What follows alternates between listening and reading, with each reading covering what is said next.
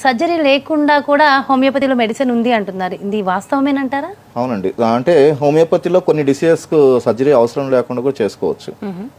జనరల్గా ఏంటంటే ఇప్పుడు కొన్ని కంపల్సరీ మెకానికల్గా అడ్జస్ట్ చేయాల్సినవి ఉంటాయి. అవి కంపల్సరీ సర్జరీ ద్వారానే అవుతాయి. మెకానికల్ అబ్స్ట్రక్షన్ లేకుండా పాజిబిలిటీ వాళ్ళు లేదు ఎటువంటి ఇంకా వెళ్ళలేని స్థితిలో ఉంటారు, భరించలే అంటే వాళ్ళు బేర్ చేయలేని పరిస్థితిలో కొంతమంది ఉంటారు. అట్లాంటి వాటిలో కొన్ని డిసీజెస్ ఉంటాయి. ఇప్పుడు సపోజ్ అక్యూట్ ట్రాన్స్లైటిస్ ఉంటుంది. ట్రాన్స్లైటిస్కి ఏంటంటే రికరెంట్గా క్రానిక్ ట్రాన్స్లైటిస్ అయినా వాళ్ళు రికరెంట్గా వస్తుందంటే కనుక చూసి ఈ సమ్మర్లో సర్జరీ చేసేద్దామని ట్రాన్సిల్స్ అడినాయిడ్స్ కానీ అని చెప్తారు.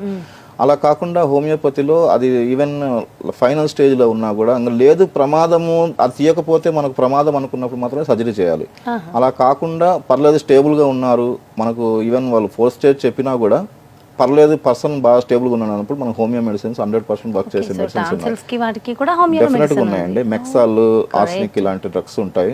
ఇంకా ఎంఐఆర్, ఎంఐఎఫ్ అనే డ్రగ్స్ ఇలా ఉంటాయి.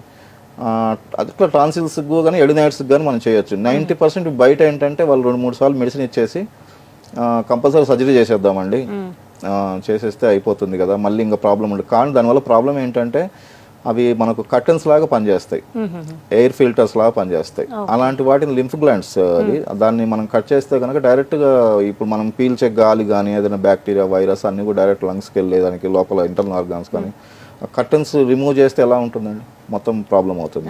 అలా లేకుండా మనం మ్యాక్సిమం చేయాలంటే మనం హోమియోపతిలో దానికి మెడిసిన్స్ ఉంటాయి అన్నమాట. ఎడినాయిడ్స్కు అగ్రాఫిస్ అని చెప్పి, ఇంకా కొంతమంది నోట్తో దానివల్ల ఎడినాయిడ్స్ వల్ల ఏంటంటే సపోజ్ నోస్ బ్లాక్ ఉండి మొత్తం చెవి బ్లాక్ అయిపోయి ఇవన్నీ ఉంటాయన్నమాట. అవన్నీ అవాయిడ్ చేయడానికి వాళ్ళు సర్జరీ చేసేస్తే అయిపోద్ది. అలా కాకుండా హోమియోలో ది బెస్ట్ మెడిసిన్స్ ఉన్నాయి. మేము ఇప్పుడు ఉన్న దీంట్లో ఎన్నో సంవత్సరాల నుంచి ఎంతో మంది పిల్లలకు సర్జరీ అవసరం లేకుండా మనం ట్రాన్సిల్స్ కానీ ఎడినాయిడ్స్ కానీ 100% మెడిసిన్ పిల్లలకి పెద్దవాళ్ళకి ఎవరికైనా చేయొచ్చు. అంటే అవి యాక్చువల్లీ ట్రాన్సిల్స్ ఎడినాయిడ్స్ చిన్నపిల్లల వరకే, ఎడినాయిడ్స్ అంటే చిన్నపిల్లల వరకే ఉంటాయి. పెద్దవాళ్ళకు ఒక్కోసారి ట్రాన్సిల్స్ అనేవి పెద్దవాళ్ళలో కూడా ఉంటాయి కదా.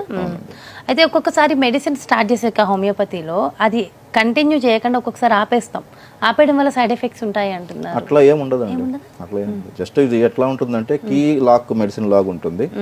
మనకు పర్సన్కి లాక్ అయితే కనుక మనం కీ మెడిసిన్ సెలెక్ట్ చేయాలి. ఇప్పుడు సపోజ్ మన దగ్గర 3000 మెడిసిన్స్ ఉన్నాయనుకోండి, అందులో ఒక మెడిసిన్ వాళ్ళకి పర్ఫెక్ట్ 100%గా మ్యాచ్ అయ్యేది ఉంటుంది. ఆ మ్యాచ్ చేయటమే హోమియోపతి డాక్టర్ యొక్క టాలెంట్ అనమాట.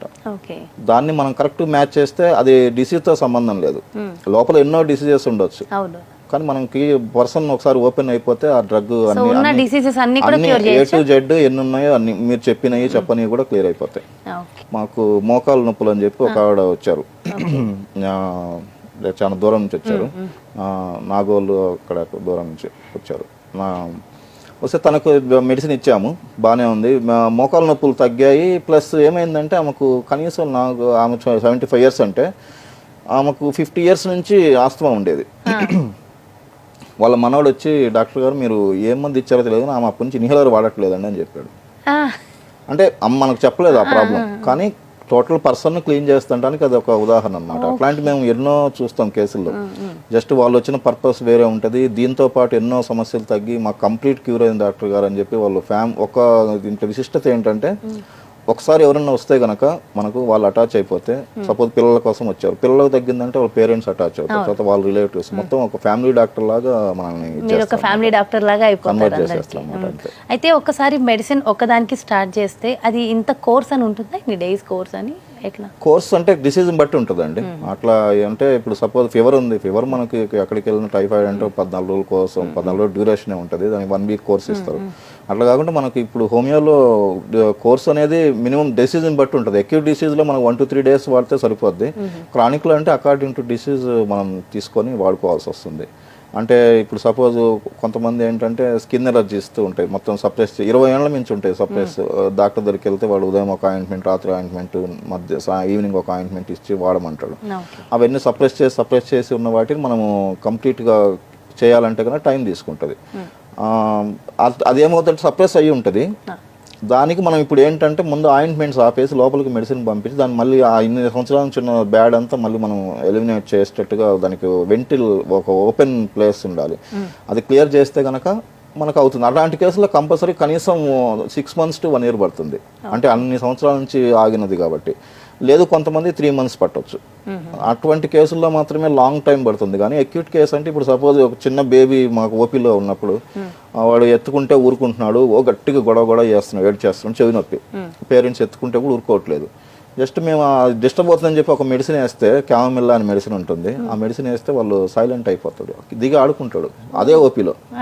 అంటే అంత అక్యూట్ కూడా పనిచేస్తుంది. దానికి డ్యూరేషన్ అక్కర్లా, కోర్స్ అక్కర్లా, ఇమీడియట్ గా కీలాక్ సిస్టమ్ లాగా ఉంటుంది.